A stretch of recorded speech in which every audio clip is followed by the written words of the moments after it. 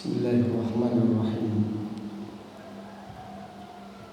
Assalamualaikum warahmatullahi wabarakatuh.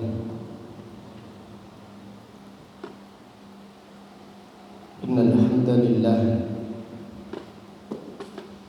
nahmaduhu wa nasta'inuhu wa nastaghfiruh wa na'udzu billahi min shururi anfusina wa min sayyiati a'malina. Man yahdihillahu fala mudilla lahu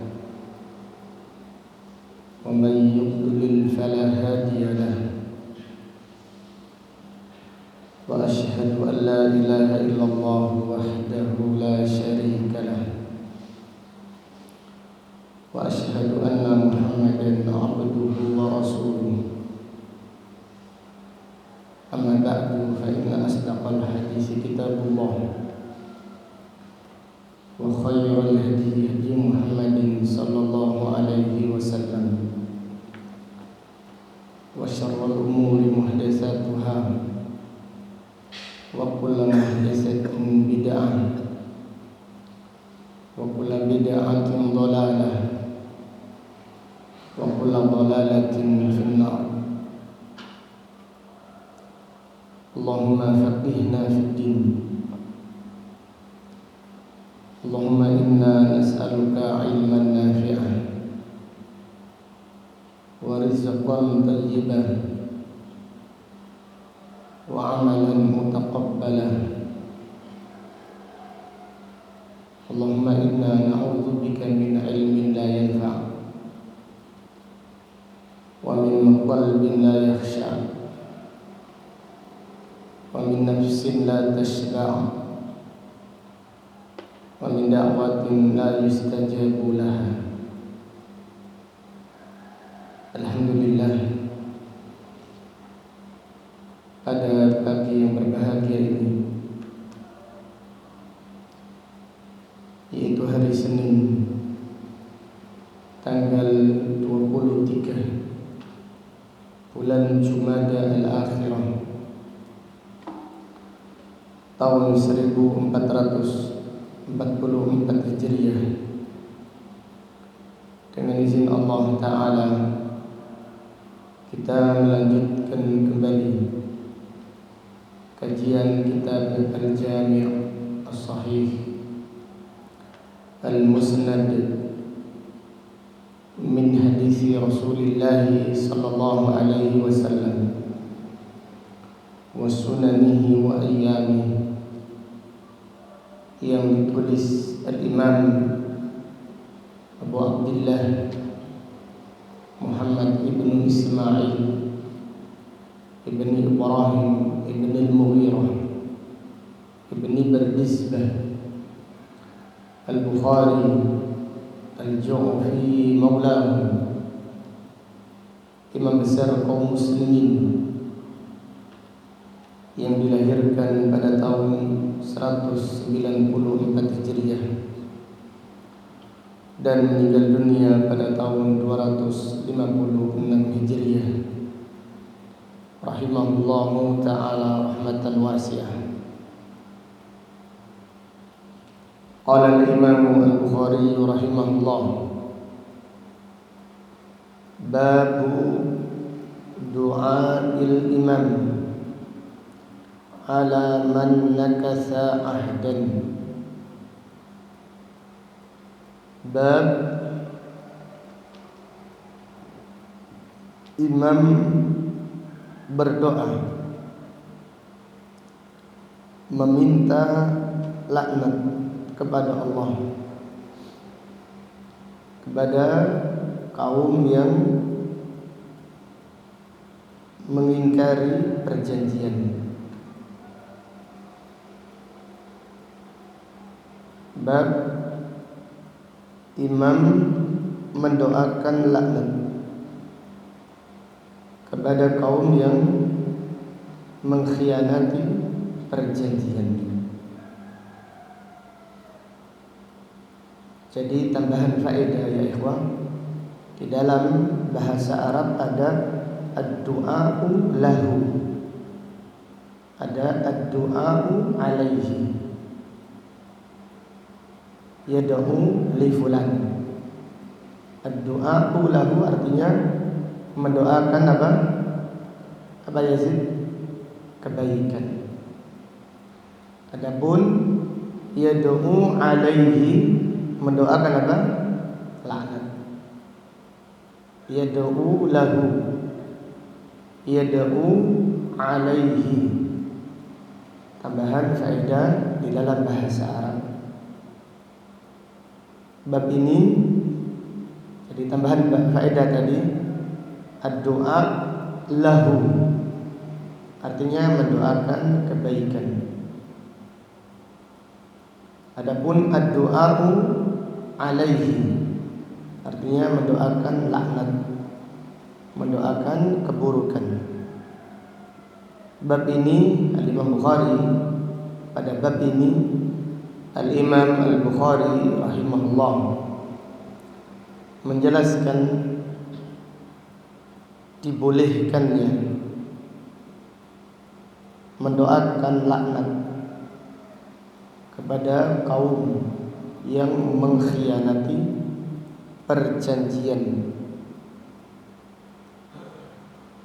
Kemudian Al-Imam Al-Bukhari rahimahullah membawakan hadis, qala haddatsana Abu Nu'man qala haddatsana Thabit ibnu Yazid qala haddatsana Asim qala sa'altu Anas radhiyallahu anhu anil qunuti qala qabla ruku'. Asim Al-Ahwal bertanya kepada Anas ibnu Malik radhiyallahu anhu tentang kunut sebelum ruku'. Faqultu inna fulanan yaz'umu annaka qulta ba'da ruku'.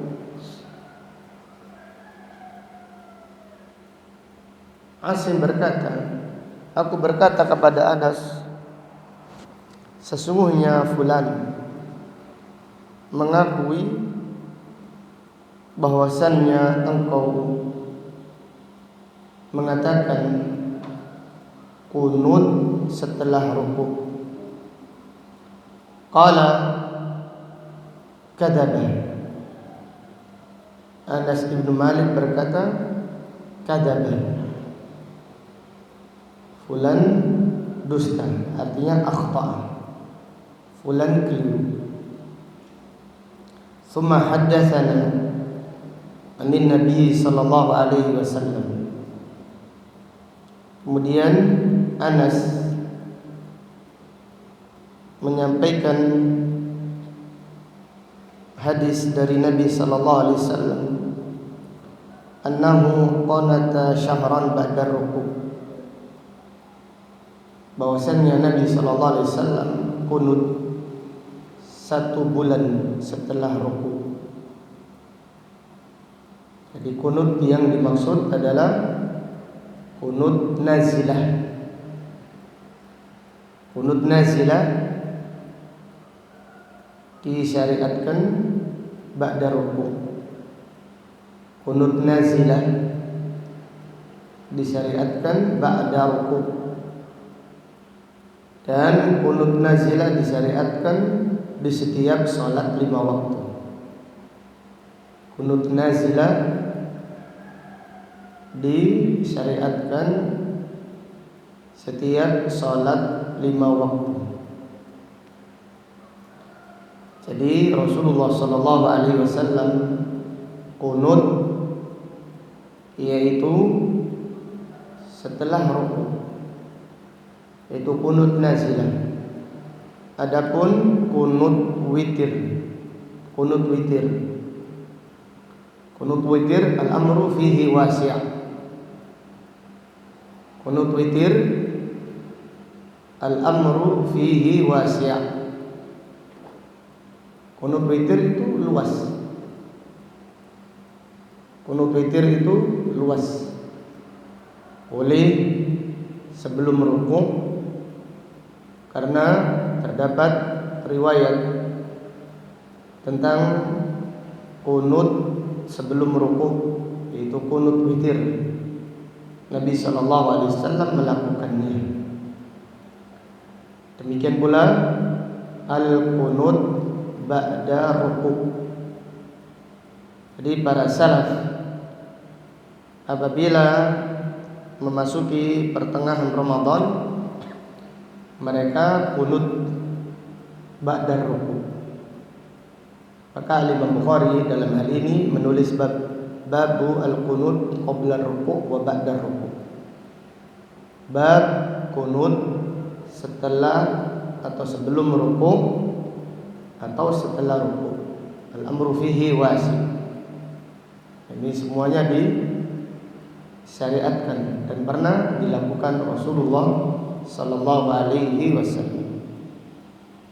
Jadi Anas ibn Malik berkata, aku tidak mengatakan. Yang mengatakan, yang mencontohkan kunut ba'da ruku' adalah Rasulullah sallallahu alaihi wasallam. Kemudian lanjutan hadis, yad'u ala ahya min bani Sulaim. Nabi sallallahu alaihi wasallam kunut setelah ruku', mendoakan laknat kepada kabilah dari Bani Sulaim. Qala ba'atha arba'in aw sab'ina yashukku fihi minal qurra ila unasin minal musyrikin. Nabi sallallahu alaihi wasallam mengutus 40 sahabat atau 70 sahabat penghafal Al-Quran. Jadi Rasulullah sallallahu alaihi wasallam mengutus 70 sahabat pilihan, sahabat tulabul ilm, ila unasin minal musyrikin, kepada kaum musyrikin untuk mengajarkan Islam. Fa'arada lahum haula faqataluhum. Tatkala para sahabat datang kepada mereka membacakan suratnya Rasulullah sallallahu alaihi wasallam, mereka mengkhianati. Mereka mengkhianati perjanjian dan membunuh sahabat-sahabat tersebut. Di sahabat penghafal Al-Quran, ulamanya sahabat talibul ilm yang dikirim untuk berdakwah dikhianati, mereka dibunuh. Wa kana bainahum wa bainan Nabi sallallahu alaihi wasallam, dan Nabi sallallahu alaihi wasallam memiliki perjanjian dengan mereka, dengan kaum musyrikin. Bahkan mereka meminta kepada Nabi sallallahu alaihi wasallam untuk dikirim dai, dikirim pengajar Al-Quran. Maka Nabi sallallahu alaihi wasallam mengirim 70 sahabat Al-Qurra untuk mengajarkan Islam kepada mereka.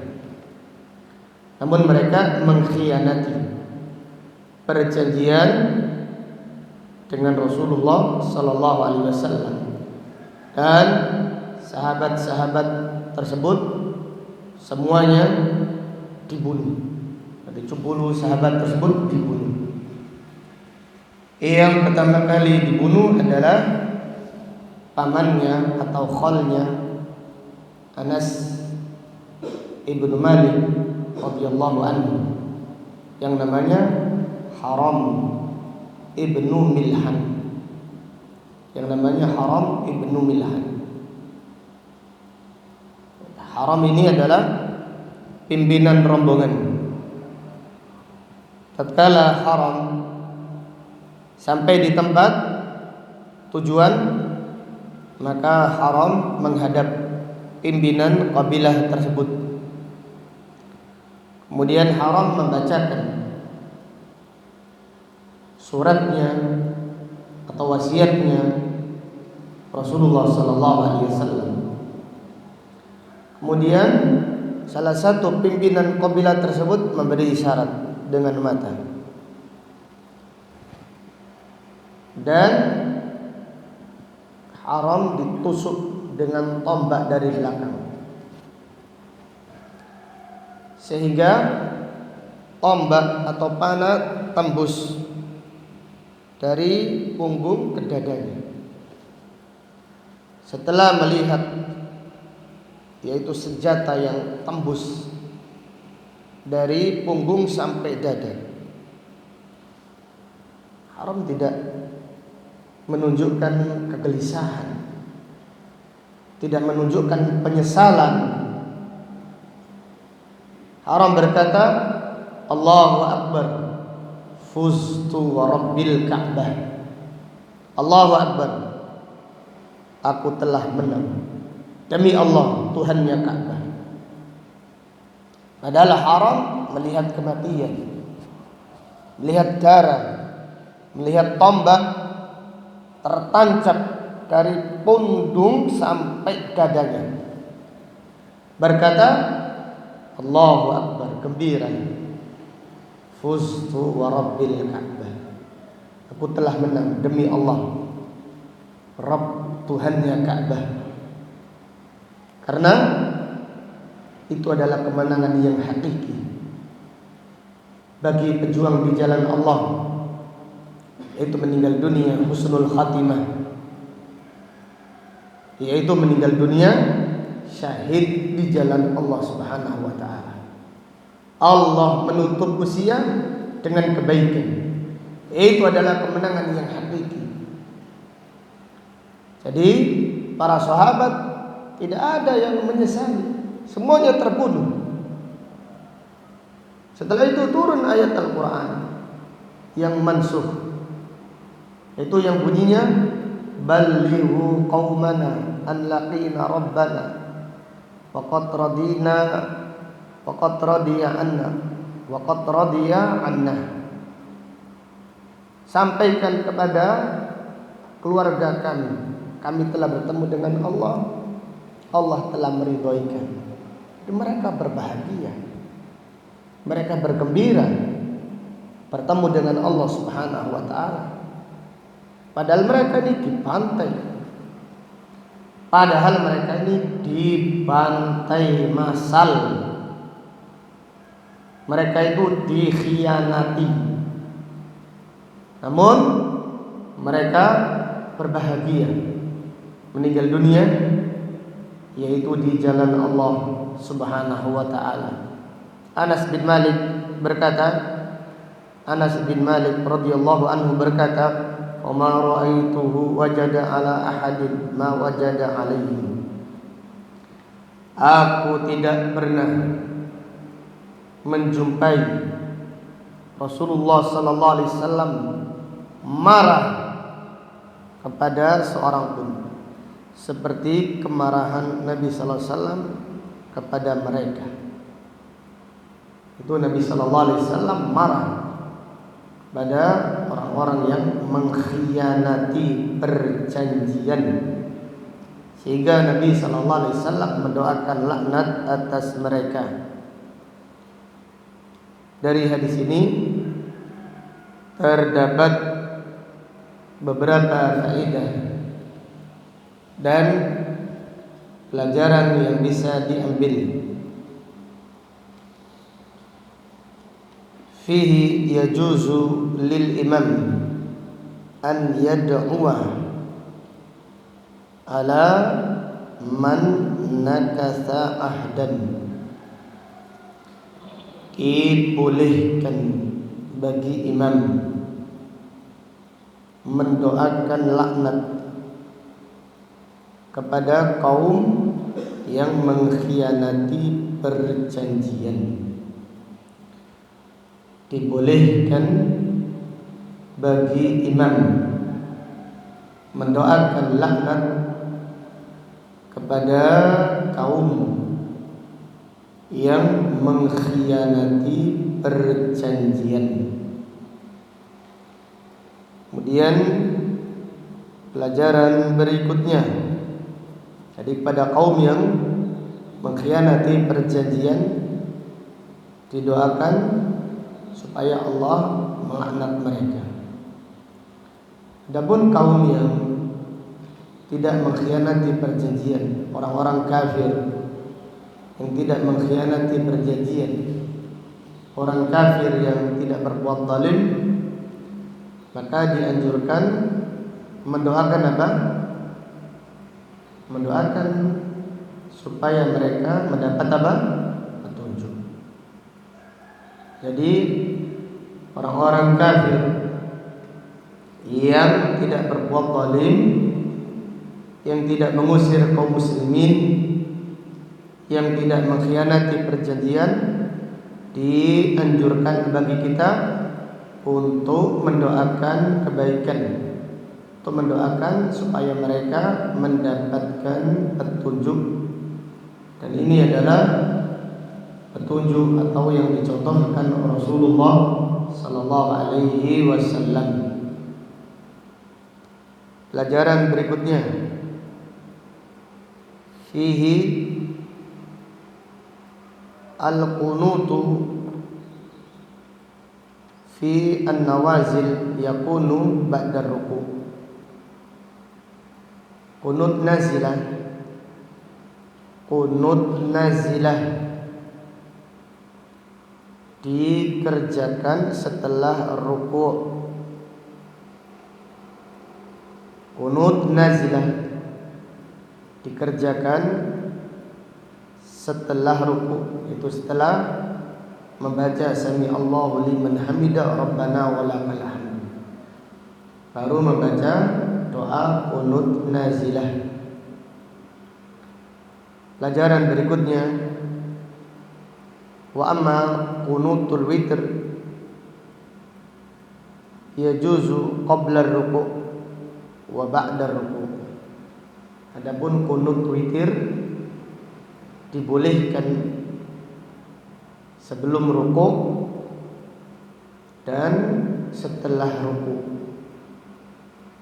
Adapun qunut witir dibolehkan sebelum ruku' dan setelah ruku'. Kemudian pelajaran berikutnya, wa amma qunutul fajri fa bid'atun wa mukhalifatun lisunnah. Adapun qunut subuh, qunut subuh adalah bid'ah dan menyelisihi sunnah. Adapun qunut subuh adalah bid'ah dan menyelisihi sunnah, menyelisihi sunnah Rasulullah sallallahu alaihi wasallam.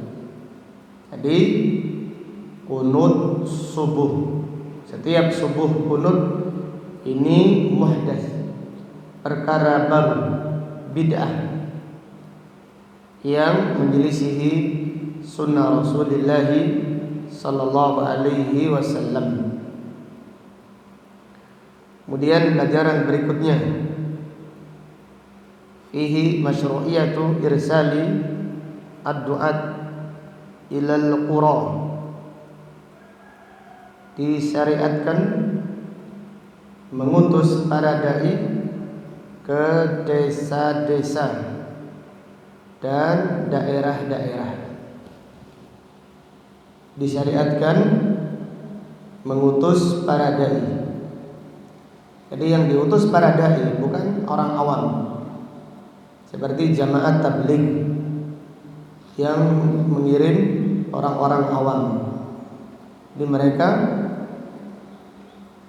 menyelisihi petunjuk Nabi sallallahu alaihi wasallam. Apalagi khurujnya ada waktunya. Ada yang 3 hari, ada yang 7 hari, ada yang berapa hari? 40 hari. dan yang diutus adalah orang-orang awam.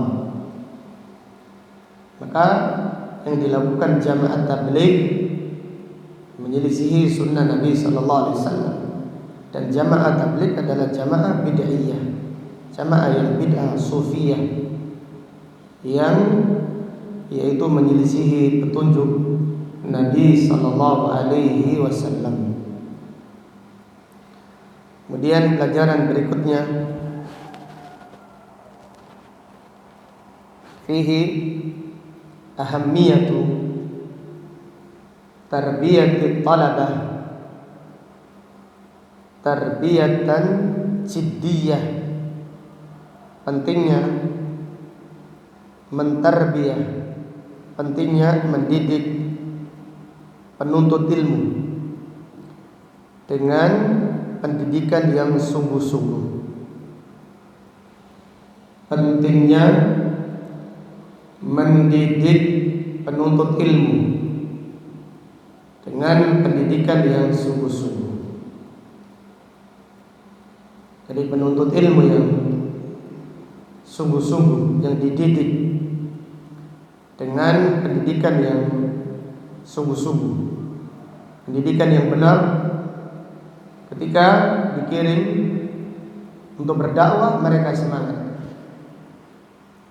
Mereka semangat berdakwah dan semangat menghadapi semua risiko yang didapatkan di jalan dakwah. Semangat berdakwah, semangat menghadapi semua risiko di jalan dakwah. Karena ujian di jalan dakwah adalah ujian yang terbaik.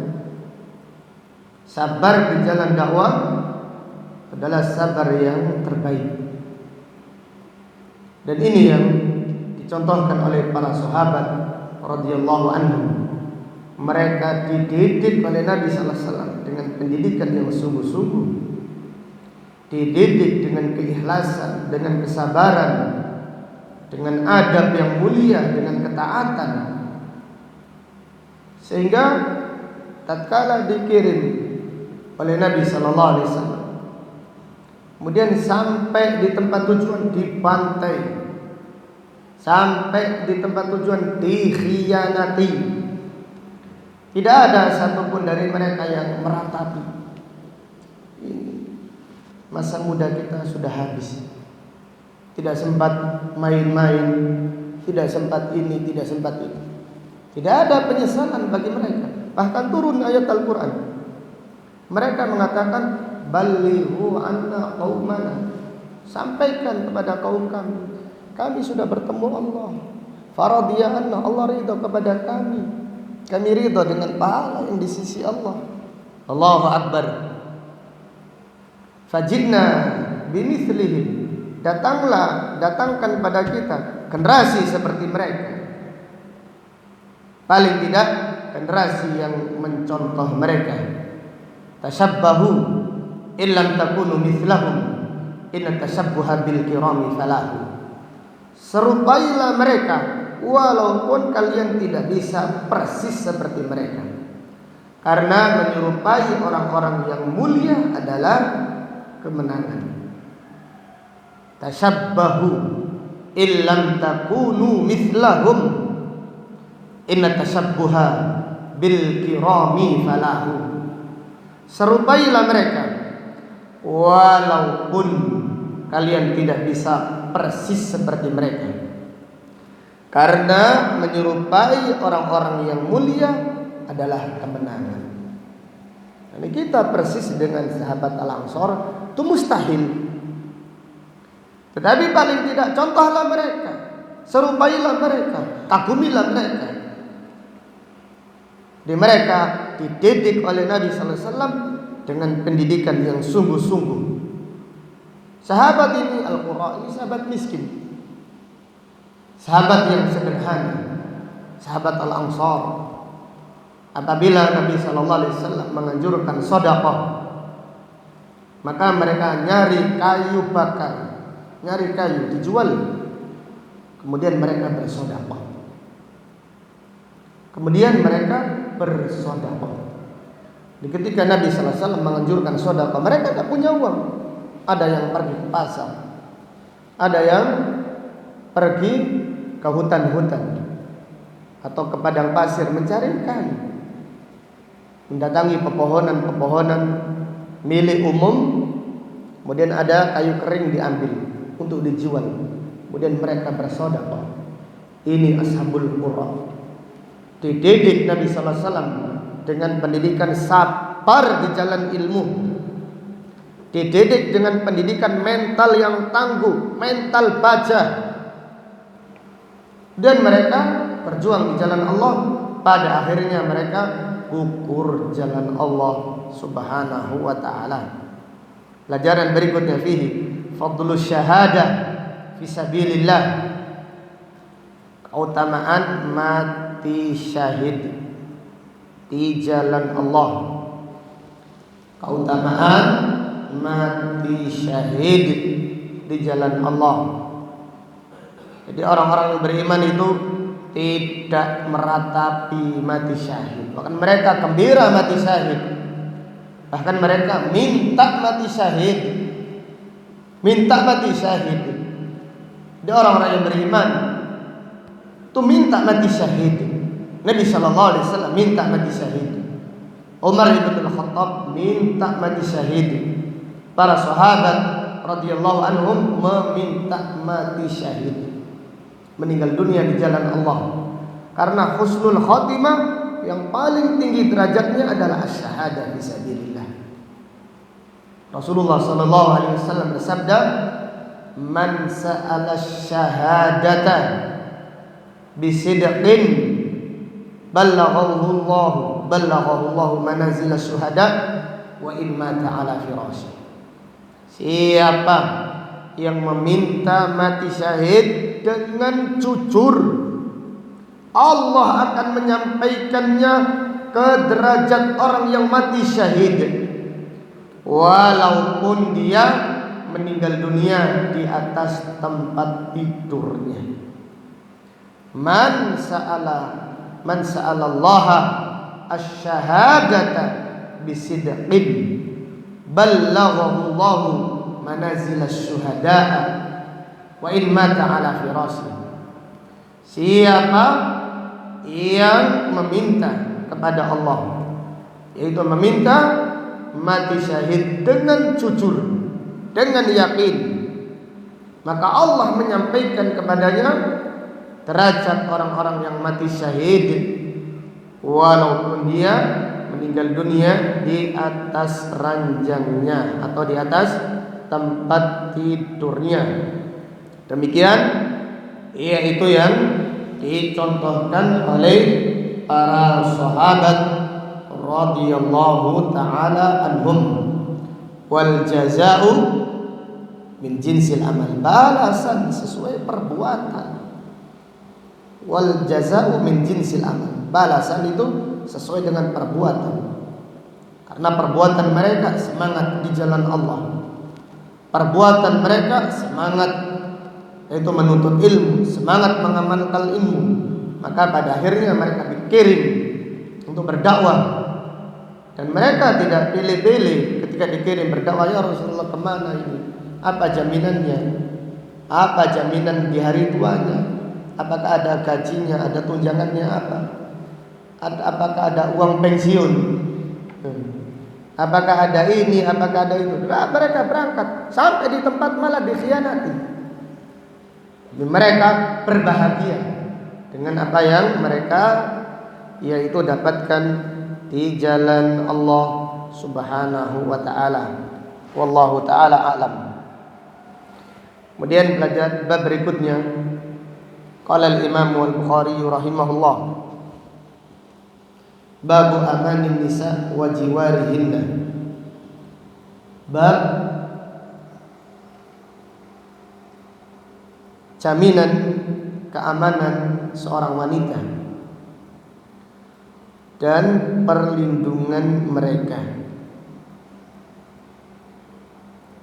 Bab ini menjelaskan dibolehkannya bagi wanita untuk memberi jaminan keamanan. Bab ini menjelaskan dibolehkan bagi wanita untuk memberi jaminan aman kepada yaitu seseorang di saat terjadi peperangan. Jadi di saat terjadi peperangan ada orang kafir yang datang minta jaminan aman kepada laki-laki, maka siapa yang diberi jaminan keamanan oleh seorang muslim, orang tersebut, maka orang kafir tersebut tidak boleh diganggu, karena ada yang memberi jaminan apa? Bagaimana dengan jaminan aman dari seorang wanita? Maka para ulama bersepakat dibolehkannya bagi wanita untuk memberi jaminan aman dan perlindungan kepada orang kafir. Qala Ibnu Munzir ajma'a ahlul ilm ala jawazi amanil mar'ah. Ibnu Munzir berkata, para ulama bersepakat bahwasannya jaminan keamanan dari wanita dibolehkan. Jadi wanita yang memberi jaminan aman kepada seorang, jaminannya diterima dan dibolehkan bil ijma'. Kemudian Imam Bukhari rahimahullah membawakan hadis, qala haddatsana Abdullah ibnu Yusuf qala akhbarana Malik an Abi Nadr maula Umar ibn Ubaidillah anna Aba Murrah maula Ummi Hani ibnati Abi Talib akhbarahu annahu sami'a Umma Hani ibnata Abi Talib taqul. Ummu Hani, putrinya Abu Talib radhiyallahu anha berkata, "Dhahabtu ila Rasulillah sallallahu alaihi wasallam amal fathi fawajadtuhu yaghtasil wa Fatimatu ibnatuhu tasturuhu." Ummu Hani berkata, aku mendatangi Rasulullah sallallahu alaihi wasallam pada waktu penaklukan kota Mekah. Jadi Ummu Hani menemui Rasulullah sallallahu alaihi wasallam pada waktu Fathu Makkah. Kapan terjadinya Fathu Makkah, Cak Hasan? Kapan terjadinya Fathu Makkah? Hah?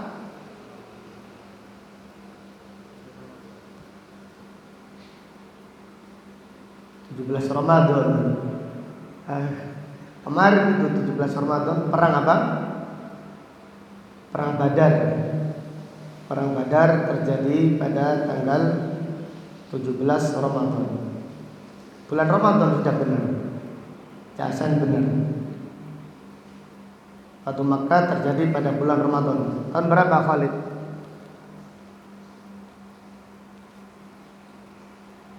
Tahun berapa?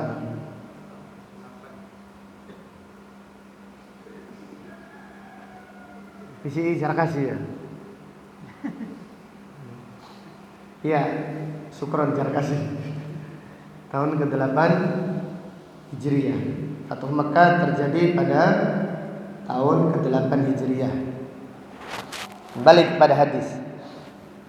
Ummu Hani berkata, aku mendatangi Rasulullah sallallahu alaihi wasallam pada waktu penaklukan kota Mekah, dan aku menjumpai Nabi sallallahu alaihi wasallam mandi, sedangkan Fatimah menutupi beliau. Jadi Fatimah membawa baju atau membawa sesuatu, membawa kain untuk menutupi Nabi sallallahu alaihi wasallam yang sedang mandi. Fasallamtu alaihi, aku pun mengucapkan salam kepada Nabi sallallahu alaihi wasallam. Faqala man hadi? Nabi sallallahu alaihi wasallam menjawab, siapa engkau? Jadi Nabi sallallahu alaihi wasallam bertanya, man hadi? Jadi Ummu Hani mengucapkan salam kepada Nabi Muhammad sallallahu alaihi wasallam. Dan ketika itu Nabi sallallahu alaihi wasallam sedang mandi. Ini menunjukkan faedah dibolehkan mengucapkan salam. Dibolehkan mengucapkan salam kepada orang yang sedang apa? Mandi. Adapun jawabnya nanti. Jadi boleh dijawab nanti. Dan Nabi sallallahu alaihi wasallam tidak diriwayatkan menjawab langsung salamnya. Fasallamtu alaihi, aku mengucapkan salam. Dan beliau bertanya, man hadi? Siapa yang datang ini? Faqultu ana Ummu Hani. Ana Ummu Hani bintu Abi Thalib. Ummu Hani berkata, aku adalah Ummu Hani bintu Abi Thalib. Aku adalah Ummu Hani, anaknya Abu Thalib, sepupunya Rasulullah sallallahu alaihi wasallam. Jadi apabila kita ditanya di saat yaitu telepon, siapa ini? Setelah assalamualaikum, siapa ini? Maka langsung menjawab apa? Namanya. Ini sunnah. Jangan berbelit-belit. Assalamualaikum. Waalaikumsalam. Mohon maaf, dengan siapa ini? Yang ditanya malah bertanya, kira-kira siapa? Kemudian yang ditanya menjawab, kira-kira siapa? Mosok lali. Sopo yo ini? Jin atau ini jin atau siapa ini? Nah, ini menyelisih sunnah. Siapa? Anak. Siapa? Siapa? Nabi sallallahu alaihi wasallam pernah ada seorang sahabat mengetuk pintu. Mengetuk pintu Nabi sallallahu alaihi wasallam. Kemudian Nabi sallallahu alaihi wasallam bertanya, "Man?" Qala ana. Nabi sallallahu alaihi wasallam marah, "Ana." Ka'annahu kariha. Nabi sallallahu alaihi wasallam tidak menyukai seperti itu. Jadi termasuk sunnah apabila ada orang bertanya siapa nama kita, langsung jawab ana fulan bin fulan, seperti itu. Jadi Ummu Hani berkata, ana Ummu Hani bintu Abi Thalib. Faqala marhaban bi Ummi Hani. Nabi sallallahu alaihi wasallam menyambut, selamat datang Ummu Hani. Jadi demikian akhlaknya Nabi sallallahu alaihi wasallam. Beliau menyambut orang yang datang. Marhaban bi Ummi Hani, selamat datang Ummu Hani. Ini diambil faedah tarhibul qadim, menyambut orang yang datang. Jadi para penuntut ilmu, para jamaah dalam menyambut orang yang datang, marhaban, selamat, ahlan wa sahlan, barakallahu fikum, assalamualaikum, kaifa halukum. Demikian ini akhlaknya Rasulullah sallallahu alaihi wasallam. Bukan mencicil saja, orang datang beli saja. Oh, apa? Kenapa mau diuntal gitu? Tidak seperti itu akhlak Nabi sallallahu alaihi wasallam. Jadi banyak keluhan, yaitu teman-teman yang ngaji sunnah itu terlalu eksklusif. Jamaah antum katanya, jamaah aliran antum, aliran ana dan aliran antum itu terlalu eksklusif. Maka apabila demikian berarti menyelisihi, yaitu menyelisihi petunjuk Nabi sallallahu alaihi wasallam. Nabi sallallahu alaihi wasallam menyambut orang yang datang, marhaban bi talibil ilm, marhaban bil qaum, ghaira khazaya wala nadama. Demikian. Jadi kerap piak itu sunnah Nabi sallallahu alaihi wasallam. Bukan dugel. Tahu dugel? Diam saja, orang datang delik saja. Tidak salam, tidak menanyakan kabar, tambah dipecicili saja orang yang datang. Beli aja. Tidak demikian para santri. Tidak demikian para penonton datang. Assalamualaikum. Siapa Pak? Mau siapa? COD siapa? COD biasanya COD siapa di sini? Paroki atau COD siapa? Salam. Walaupun yang kiriman paket Assalamualaikum warahmatullahi wabarakatuh barakallahu fikum. Masya Allah. Sunnah Nabi sallallahu alaihi wasallam ini memasukkan bahagia. Masukkan bahagia itu bukan hanya uang saja. Ucapan yang baik juga memasukkan bahagia di hati seorang, idkhalus surur. Datang orang-orang ngirim paket. Assalamualaikum waalaikumsalam. Mana Pak, semoga sehat. Barakallahu fikum. Masya Allah, ini kalau dipraktekkan dengan baik, Allah Subhanahu wa ta'ala akan memberikan keberkahan yang banyak kepada antum, sehingga menjadi, yaitu karakter antum. Ketika ada orang datang, antum menyambut dengan senyuman, ahlan wa sahlan, waalaikumsalam, barakallahu fikum, ahlan wa sahlan, masya Allah, marhaban, marhab, hala. Seperti itu. Nabi SAW berkata, marhaban bi ummi Hani. Falamma faragha min ghuslihi qama fa shalla 8 raka'atin multahifan fi thawbin wahid. Setelah selesai mandi, Nabi sallallahu alaihi wasallam salat 8 rakaat. Yaitu salat 2 rakaat ringan. Pendek bacaannya, 2 rakaat sampai 8 rakaat. Multahifan fi thawbin wahid. Nabi sallallahu alaihi wasallam memakai satu kain saja yang menyelimuti semua badannya, tapi tangannya dikeluarkan. Multahifan fi thawbin wahid. Jadi salat yang dikerjakan Nabi sallallahu alaihi wasallam adalah salat duha. Dan sebagian ulama mengatakan salat ini adalah salatul fath. Bagaimana yang disebutkan Al-Imam Ibnu Katsir dalam tafsir surat Idza Jaa Nasrullahi wal Fath. Salat ini adalah salatul fath, salat kemenangan. Dan Nabi sallallahu alaihi wasallam ketika itu memakai satu kain saja. Dengan demikian, yaitu disunnahkan kadang-kadang salat memakai satu kain saja, tapi jangan di masjid. Jangan sholat di masjid. Mau kita sholat pakai sarung gini diikat. Dan orang Madud, orang Badui dari mana ini? Jadi kalau kita tidak bisa mengamalkan di masjid, amalkan di mana? Di rumah. Kadang-kadang jadi kain sarung kita ikat. Sholat pakai satu kain. Kadang-kadang. Karena yang meriwayatkan bahwasannya Nabi sallallahu alaihi wasallam salat memakai satu kain saja beberapa sahabat, di antaranya Ummu Hani, kemudian Abu Hurairah, Umar ibnu Abi Salamah, kemudian sahabat Jabir. Bahkan sahabat Jabir pernah salat memakai satu kain saja, sedangkan bajunya dilepas, digantung. Hafidz Ibnu Hajar mengomentari apa yang dilakukan Jabir. Fihi ta'zimu salaf li sunnah. Para ulama salaf sangat mengagungkan sunnah. Jadi sholat memakai satu kain ini pernah dilakukan Nabi SAW berkali-kali. Kita tidak pernah melakukannya sama sekali. Nabi SAW melakukannya berkali-kali. Maka lakukanlah sesekali sebagai bentuk kecintaan terhadap apa?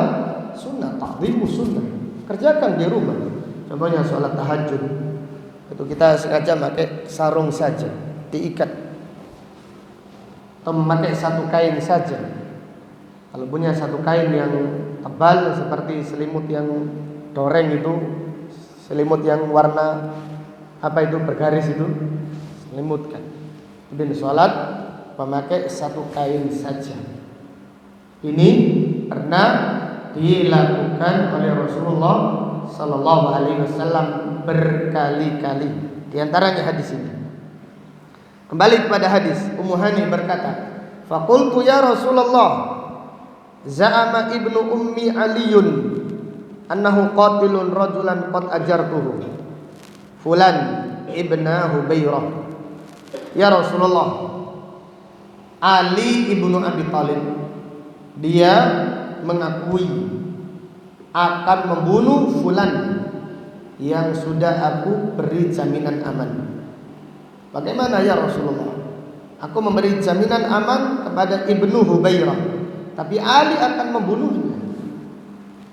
Faqala Rasulullah sallallahu alaihi wasallam, qad ajarna man ajarti ya ummahani.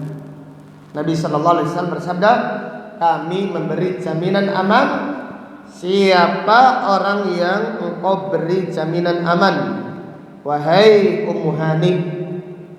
Qalat Ummu Hani, wa dzalika duhan, dan itu terjadi di waktu duha. Jadi salat yang dilakukan Rasulullah sallallahu alaihi wasallam di waktu duha. Hadis ini dibawakan oleh Imam Bukhari untuk menjelaskan dibolehkannya bagi wanita memberi jaminan aman kepada orang kafir bi ijma'il ulama, dengan kesepakatan ulama kaum muslimin. Wallahu taala a'lam. Sampai di sini pengajian kita pagi ini. Insyaallah akan kita lanjutkan pada kajian yang berikutnya.